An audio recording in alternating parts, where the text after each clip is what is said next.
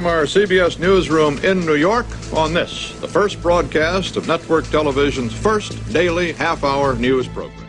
There was a time, not so long ago, when most folks got their news from one of three television networks, NBC, ABC, or CBS.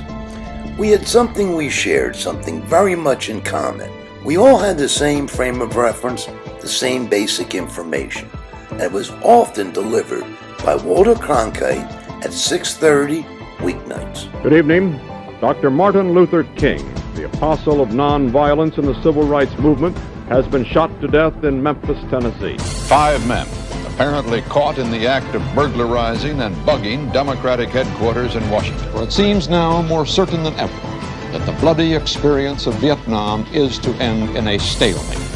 Those three networks and their 6 anchors produced the news that was discussed and debated. The commonality of that news was the stable ground upon which decisions were made.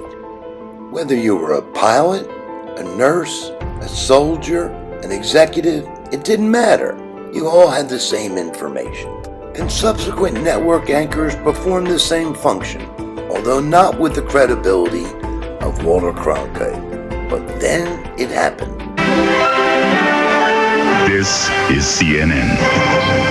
In June of 1980, CNN burst into our lives, and television news was forever changed. CNN was at the forefront of what would be the explosion onto the scene of scores of television networks. So no longer would we have the common knowledge as provided by the 3 networks.